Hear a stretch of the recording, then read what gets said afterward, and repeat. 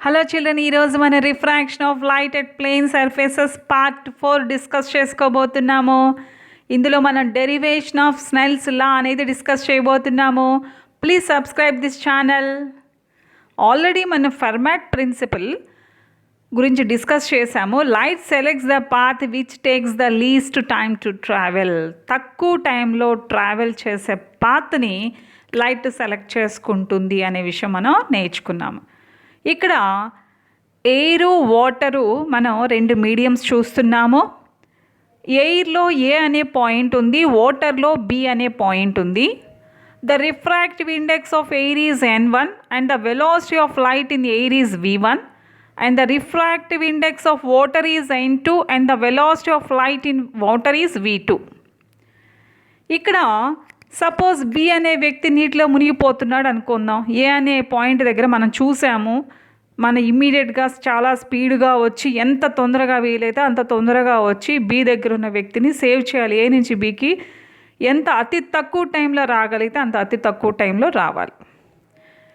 అప్పుడు మనము ఇక్కడ velocity of light in air rarer medium కాబట్టి వెలాసిటీ ఆఫ్ లైట్ ఎక్కువగా ఉంటుంది. అలాగే వాటర్ డెన్సర్ మీడియం కాబట్టి వెలాసిటీ ఆఫ్ లైట్ తక్కువగా ఉంటుంది. అలాగే అందుకని మనం ఎక్కువ టైము ఎయిర్లో ట్రావెల్ చేసి తక్కువ టైము వాటర్లో ట్రావెల్ చేసినట్లయితే స్పీడ్గా మనం ఏ నుంచి బీకి రావడానికి మనకి అవకాశం ఉంటుంది. అలాగే మనకి లైట్ కూడా మనకి వెలాసిటీ ఆఫ్ లైట్ మనకి రేరర్ మీడియంలో ఎక్కువ, డెన్సర్ మీడియంలో తక్కువ కాబట్టి ఎక్కువ మనకి పాత్ మనకి ఏ నుంచి బీకి చేరుకోవడానికి ఎయిర్లో ట్రావెల్ చేస్తే అతి తక్కువ పాత్ మనకి వాటర్లో ట్రావెల్ చేసినట్లయితే అది తక్కువ టైంలో లీస్ట్ టైంలో బీకి చేరుకోవడానికి అవకాశం ఉంటుంది. ఆ పాత్ ఏసీబీ అనుకుందాం. అంటే ఎక్కువ టైము ఎయిర్లో ట్రావెల్ చేసి తక్కువ టైము అంటే తక్కువ డిస్టెన్స్ వాటర్లో ట్రావెల్ చేస్తుంది, ఎక్కువ డిస్టెన్స్ ఎయిర్లో ట్రావెల్ చేసి ఏసీబీ. అంటే ఏసీ మీద ఒక ఈ అనే ఒక పాయింట్ కూడా తీసుకున్నాను. కాబట్టి the time taken to travel along ACB path చూడండి. ఏసీబీ అంటే అక్కడ మనకి the time taken to travel along AE in air and EC in air plus CB in water. The time taken to travel along ACB for the light ray is equal to the time taken to travel for the light ray along AE in air plus EC in air plus CB in water. This is the shortest time, the path which takes the shortest time. ACB, AE in air, EC in air, CB in water. Okay. Now ఆ ఏసీబీకి దగ్గరగా ఇంకొక point D అనే point ఉంది అనుకుందాం. అంటే already ఇక్కడ మనం ACB అనేది మనం చూసాం. ఆ సికి దగ్గరగా డి అనే పాయింట్ కూడా ఒకటి చూస్తున్నాం. అంటే ఏడీబీ గుండా వెళ్ళినా ఏసీబీ గుండా వెళ్ళినా ఒకటే టైం పడుతుంది, సేమ్ టైం పడుతుందని అజ్యూమ్ చేసుకుంటున్నాం. ఆ విధమైన పాత్ని ఇంకొక పాత్ని కూడా సెలెక్ట్ చేసుకున్నాం. ADB. The time taken to travel along ADB, AD in air. ఇక్కడ డిబి మీద ఎఫ్ అని ఇంకొక పాయింట్ తీసుకున్నాను. DF in water plus FB in water. The total time taken to travel along ADB is equal to the time taken to travel along AD in air plus DF in water plus FB in water. The AD airlo, DF waterlo, FB in water. This is the second path. అంటే మనం ఇప్పుడు the time taken to travel along ACB ADB ఒకే రకంగా ఉన్న రెండు పాత్లు మనం select చేసుకోవడం జరిగింది. ఇప్పుడు మనం చూసినట్లయితే ఏసీబీ ఏడీబీ పాత్రలు కనుక కంపేర్ చేసినట్లయితే the time taken to travel in air along AD, ఇక్కడ నేను ఒక నార్మల్ గీసాను. ఈ నుంచి మనం ఏడీకి ఒక నార్మల్ గీసాను, సి నుంచి బీడీకి ఒక నార్మల్ గీసాను. Time taken to travel along AD in air, time taken along AE in air, రెండు ఈక్వల్ అని చెప్పి రెండు కూడా నార్మల్ గీసాం కాబట్టి రెండు equal. The air in AD, air in AE. The time taken to travel along AD in air, along AE in air, అంటే ఏడీ travel చేయడానికి ఎయిర్లో పట్టే టైము, ఏఈ ట్రావెల్ చేయడానికి పట్టే టైము ఈక్వల్. అలాగే in the same way the time taken to travel in water along CB, ఈ పాత్లో వాటర్లో travel చేయడానికైనా ఎఫ్బిలో ట్రావెల్ చేయడానికైనా ఈ పాత్ వాటర్లో ట్రావెల్ చేయడానికి ఈక్వలే, టైము ఈక్వల్గా ఉంటుంది. అలాగే ఈ పాత్ కూడా మనకి ఈక్వల్గా ఉంటుంది. The time taken to travel in air along AE is equal to the time taken to travel along AD in air.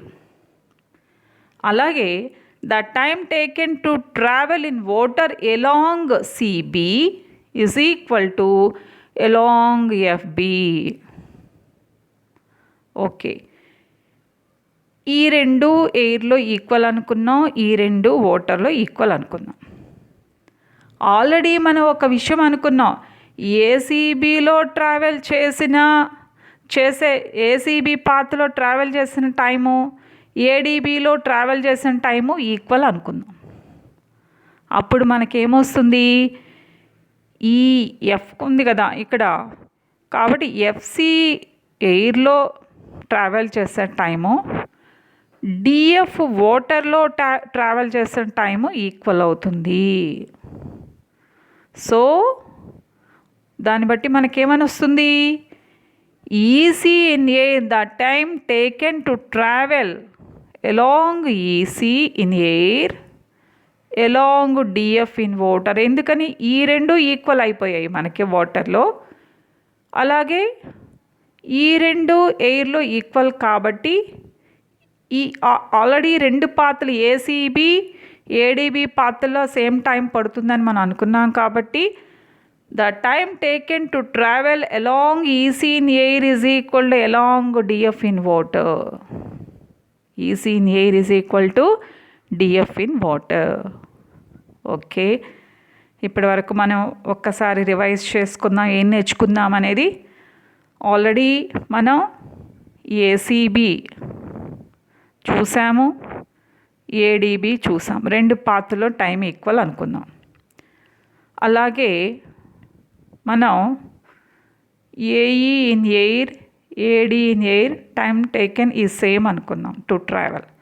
అలాగే CB in water FB in water the time taken to travel along these two paths are equal. ఇప్పుడు మనకి EC in air travel చేయడానికి DF in water travel చేయడానికి same time పడుతుంది అని confirm చేసుకున్నాం. Okay, EC in air and df in water. Time taken to travel for the light along EC in air is equal to the time taken to travel in water along df. Okay, now velocity is equal to displacement by time. The time here we are comparing the time because the time taken to travel along EC and df is equal. So time is equal to displacement by velocity. Here EC, if you see the EC, this is the displacement and velocity because this is in air by velocity EC by v1. because the time taken to travel along EC in air is equal to the time taken to travel along DF in water is same. So what is time is equal to displacement by velocity EC by V1 is equal to DF by water. So DF by V2. Velocity in water is V2. So EC by V1 is equal to DF by V2 because the time taken to travel along EC in air is equal to the time taken to travel along DF in water. Time is equal to displacement by velocity.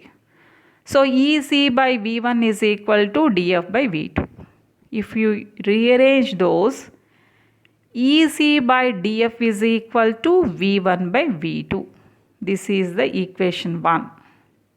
This is the equation 1. This is equation 1. EC by DF is equal to V1 by V2. This is equation 1. Now we shall see. Here you can see DEC. You can see a triangle. If you draw the normal side C at D, because here this is the angle of incidence and this is angle of refraction. Here normal, this is the incident ray, this is the angle of incidence and this is the angle of refraction. Here I am taking this triangle, a maximum in a maximum size. ఈ ట్రయాంగిల్ని ఇక్కడ నేను గీసాను, పెద్దగా గీసాను కనిపించడం కోసం. ఇక్కడ మనం చూసినట్లయితే డిఈసి ఇక్కడ యాంగిల్ ఆఫ్ ఇన్సిడెన్స్ ఐ కాబట్టి this is I, angle I. ఇది ఐ కాబట్టి ఇది నార్మల్ కాబట్టి ఇది 90 మైనస్ ఐ అయింది. ఇది ఈ యాంగిల్ ఇది ఆల్రెడీ మనకి 90 డిగ్రీస్ అనే విషయం మనకు తెలుసు కాబట్టి ఇది ఆల్రెడీ 90 మైనస్ ఐ అయింది. ఇది 90 కాబట్టి ఈ యాంగిల్ ఐ అవుతుంది మనకి. దేర్ఫోర్ సైన్ ఐ ఫార్ములా ఏంటి? Opposite side by hypotenuse. కాబట్టి ఆపోజిట్ సైడ్ ఏముంది మనకి? చూడండి ఏముంది? EC by DC. ఈసీ అనేది ఆపోజిట్ సైడ్ అవుతుంది, డీసీ అనేది హైపోటెన్యూస్ అవుతుంది. So sine I. ఎందుకని ఐ వాల్యూ ఇక్కడ ఐ ఎందుకు అయింది అనేది మళ్ళీ ఒకసారి చెప్తున్నాను చూడండి. Because this is I, this will become 90 minus I because మొత్తం కలిపి 90 కాబట్టి ఇది ఆల్రెడీ 90, ఇది 90 మైనస్ ఐ కాబట్టి ఈ వాల్యూ మనకి ఐ అవుతుంది. ఈ వాల్యూ మనకి ఐ అవుతుంది. So sine I is equal to opposite side EC by hypotenuse DC. ఎప్పుడు రైట్ యాంగిల్కి 90 డిగ్రీస్కి ఎదురుగా ఉంది మనకి కర్ణం అవుతుంది, హైపోటెన్యూస్ అవుతుంది. So sine I is equal to EC by DC. Okay, now we shall take another triangle. Here I'm taking this triangle. ఈ త్రిభుజాన్ని నేను పెద్దగా ఈ త్రిభుజంగా తీసుకున్నాను. ఇక్కడ మీరు తీసుకున్నట్లయితే here you can see this is R, angle R. So this is angle R. ఇది ఆర్ కాబట్టి ఈ యాంగిల్ మనకి 90 మైనస్ ఆర్ అవుతుంది. ఎందుకని మొత్తం కలిపి 90 కాబట్టి ఈ యాంగిల్ వరకు ఆర్ కాబట్టి ఈ యాంగిల్ మనకి 90 మైనస్ ఆర్ అవుతుంది. ఇది ఆల్రెడీ 90 డిగ్రీస్ అని మనకు తెలుసు కాబట్టి ఇది 90 మైనస్ ఆర్ అయింది. ఇది 90 డిగ్రీస్ కాబట్టి ఈ యాంగిల్ మనకి ఆర్ అవుతుంది. This is the angle.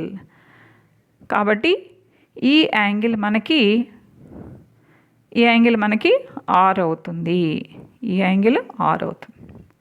ఇప్పుడు సైన్ ఆర్ వేస్తున్నాము కాబట్టి ఆపోజిట్ సైడ్ బై హైపోటెన్యూస్ కాబట్టి ఆపోజిట్ సైడ్ ఏమవుతుంది? ఇక్కడ మనకి డిఎఫ్ అవుతుంది.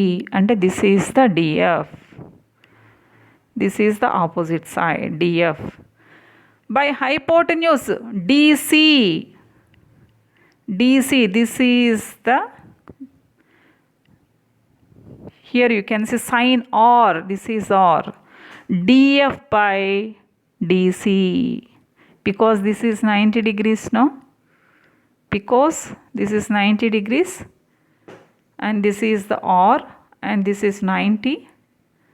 Opposite side DF by DC, hypotenuse. So here you can see sin I is equal to EC by DC and sin R అంటే sin I చూడటానికేమో మనం ఈ triangle తీసుకున్నాము, sign are తీసుకోవడానికేమో ఈ ట్రయాంగిల్ తీసుకున్నాం. సైన్ ఐకి ఇది తీసుకున్నాం, సైన్ ఆర్కి ఇది తీసుకున్నాం. Okay, sine I is equal to EC by DC, sine R is equal to DF by DC. Here we are comparing. Sin I is equal to EC by DC, sin R is equal to DF by DC. So sin A by sin R will become EC by DF. This is the second equation. Okay, already this is the first equation. Here EC by DF is equal to V1 by V2, first equation. And sin I by sin R is equal to EC by DF is the second equation. Here EC by DF, here EC by DF. So sin I by sin R is equal to V1 by V2. That is N2 by N1. Sin I by sin R is equal to V2 by V1 by V2 is equal to N2 by N1. Sin I by sin R is equal to V1 by V2 is equal to N2 by N1. So N1 sin I is equal to N2 sin R. That is sin I by sin R is constant. This is Snell's law. So Snell's law is derived. We derived the Snell's law. N1 sin I is equal to N2 sin R. That is sin I by sin R is constant. Sin I by sin R is constant. Thank you. Please like, share and subscribe this channel.